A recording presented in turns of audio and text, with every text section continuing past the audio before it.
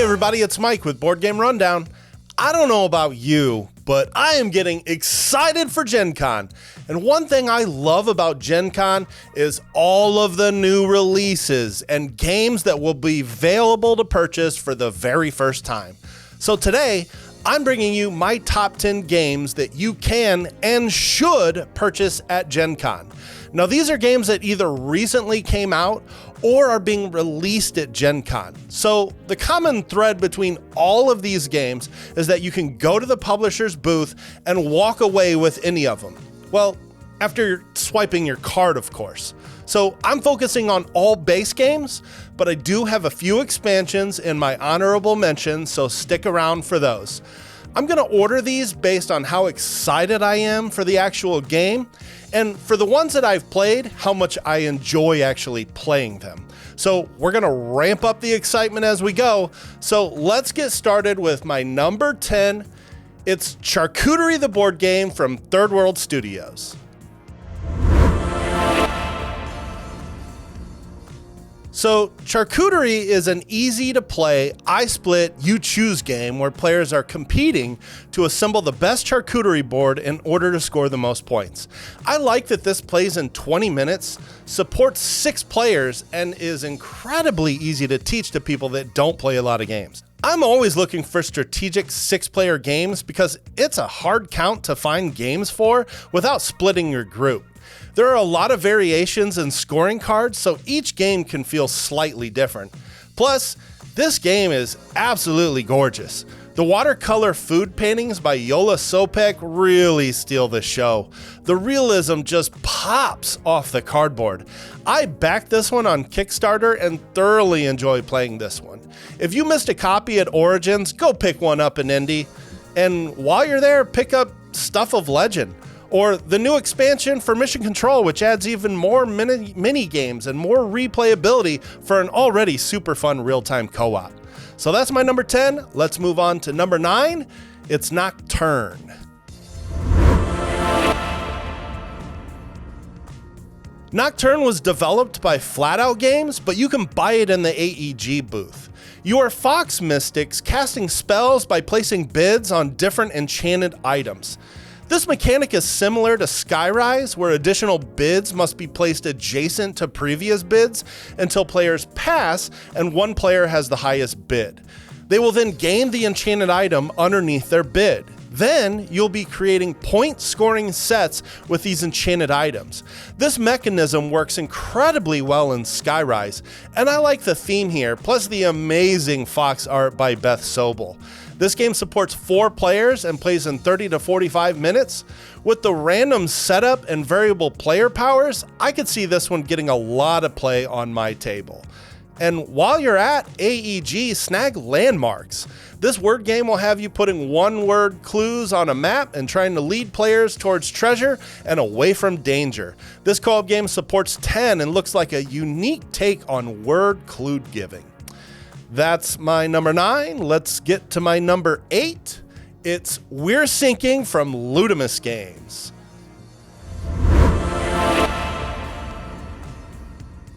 We're Sinking is a semi-cooperative game where players are trying to patch the ship to prevent it from sinking while firing the cannon at threats like the Kraken.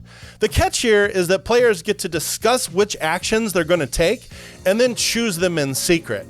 Then all the actions chosen will be revealed simultaneously. Did you patch that ship like you said you were going to, or did you selfishly grab another loot card? Whoever can survive the ship gets to float away safely, assuming they didn't load up on too many loot cards.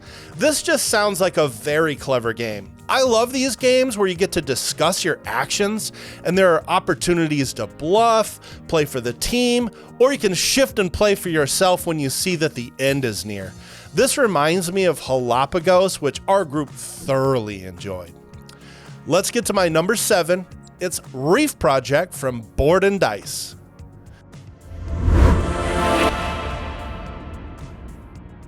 In Reef Project, you will be attempting to save the ocean's dying coral reefs.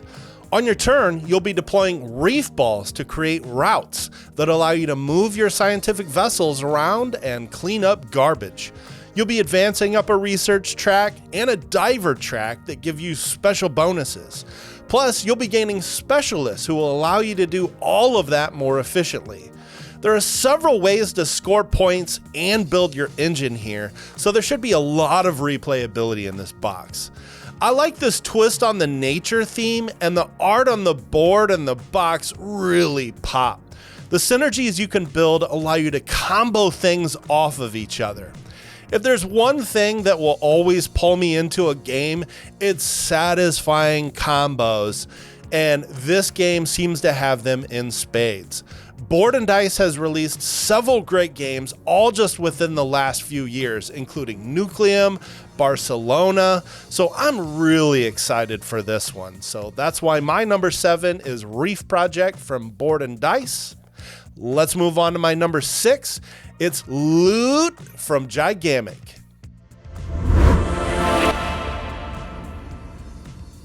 Yes, that's Looot, but with 3 O's. Looot is a 2 to 4 player game where you're placing Vikings on a board and gaining resources worker placement style. But connecting your Vikings and creating patterns with them allows you to gain buildings from the main board and place them on your player board. Your player board is where your scoring is coming from, which creates a very interesting spatial awareness puzzle where multiple buildings score in different ways. So you're trying to satisfy several scoring objectives simultaneously while placing just one tile. I really enjoy these spatial, puzzly tile laying games where just one tile can score in many different ways. Plus, with some blocking on the main board, this game should have just enough player interaction to keep things interesting. So that's why my number 6 is Loot. Let's get to the top 5. My number 5 is Gnome Hollow from the Op.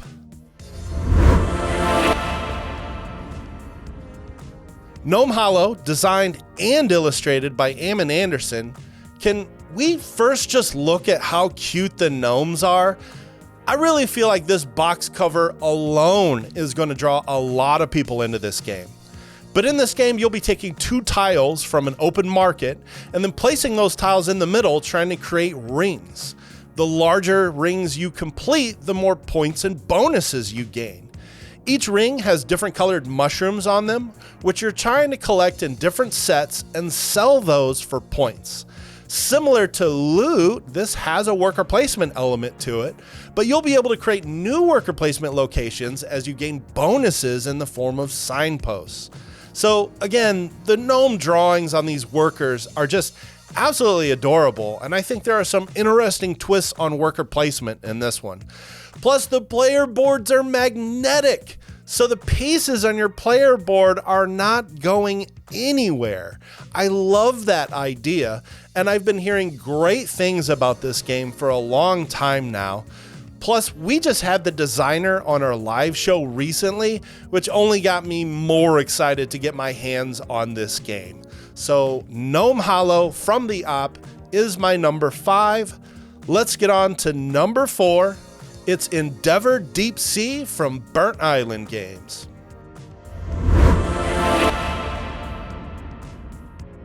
Endeavor Deep Sea is the follow-up to the well-received Endeavor Age of Sail. Endeavor Deep Sea has similar mechanics to Age of Sail in that you're trying to chain actions together and get the most out of each turn. However, in this one, you'll be moving up tracks on your player board, which give you access to stronger abilities and better crew members. You'll get access to submarines, which allow you to dive deeper into the sea. And you'll start at the surface, but will dive deeper and deeper into the ocean as the game progresses. If you like turn efficiency and trying to chain actions together, or if you liked Endeavor Age of Sail, I have no doubt that this one will offer more of that satisfying gameplay. This one is also adding a co-op mode and different scenarios that you can play, which shake up some of the in-game scoring. I also really like the way the board looks and how it changes as more tiles are added as you get deeper into the sea. Burnt Island makes a lot of great games, so while you're there, also check out Maki Master. This is another new release where you're laying tiles and building patterns with different sushi ingredients, trying to complete orders of sushi rolls for customers. All right, guys, only 3 more to go. My number 3 is The Gang from Cosmos. The Gang is going to do for poker what the Crew did for trick-taking game. That's right, this is a cooperative Texas Hold'em game where players are trying to use limited communication to play their hands in order of strength.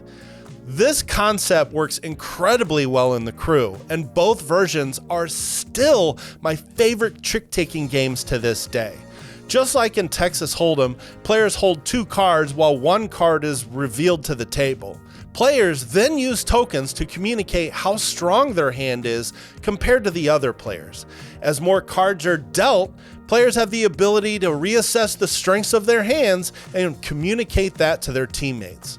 As someone who has played quite a bit of poker, this twist really intrigues me. Plus, it should be very easy to teach this game to new players. It sounds like there will be increasingly difficult challenges in a scenario booklet, just like in the Crew. And with this one, I love that this supports 6 players because, again, that count is hard to accommodate with strategic games. So that's why number 3 is The Gang, which I'm really excited to pick up. So now we're going to move on to number 2. It's Foundations of Metropolis from Arcane Wonders.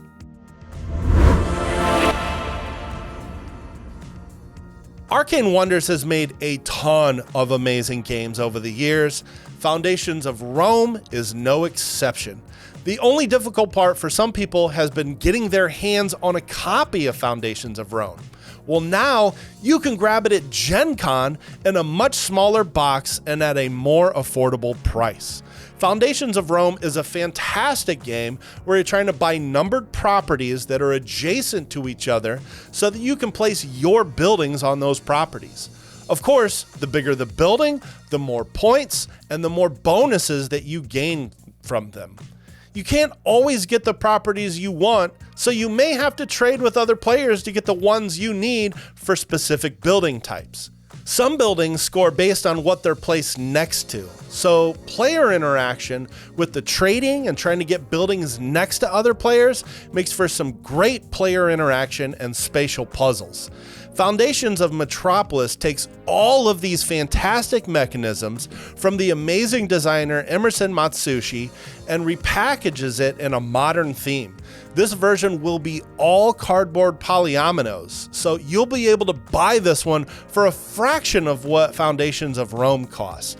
Snag this one from the Arcane Wonders booth, and while you're there, check out Vegetable Stock, a quick drafting card game where the cards you don't take will add to the sale price of different vegetables. And I just love these medium weight stock games. Okay guys, we've finally made it to my number 1 game that you should buy at Gen Con, and that game is Forges of Ravenshire from BA Games.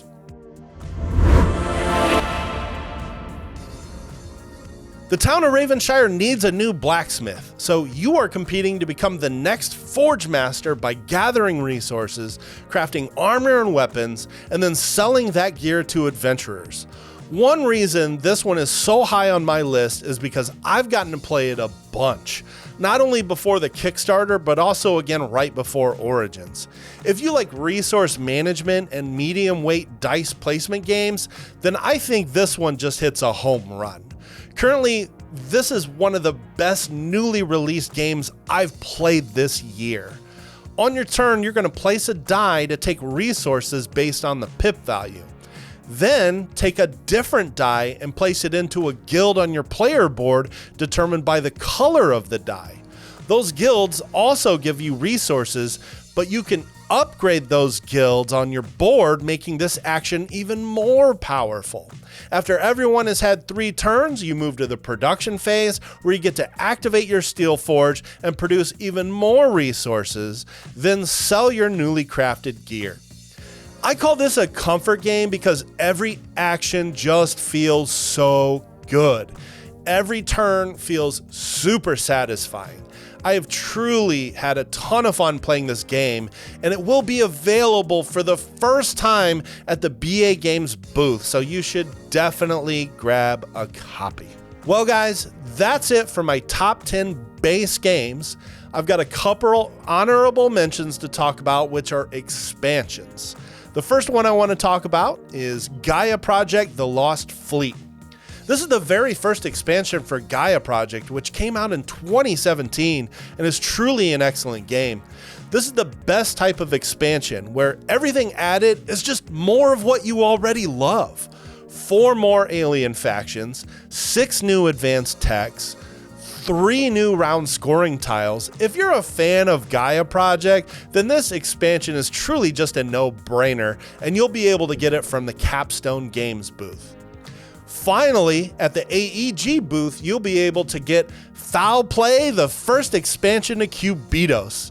Cubitos is an all-time favorite game for me. It mixes push your luck, dice pool building, and racing into a very satisfying game with combos galore. In this expansion, new racetracks and new dice are added for more of that combo goodness that I've come to love after tons of plays with the base game. Again, if you like Cubitos, there's simply no reason you should not pick up this expansion. It's just going to add even more replayability to an already great game.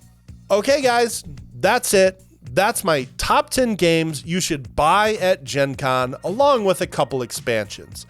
Don't forget, if you appreciate this kind of content, to like and subscribe. Come chat with us during our live show every Wednesday night at 8 p.m. Or if you want to meet up and play games, join our Discord and drop us a message. Or come find us at Gen Con. We'll all be there, and we'll be trying to get our hands on some of these new great releases. For the Board Game Rundown, I'm Mike. I'll see you next time, or maybe at Gen Con.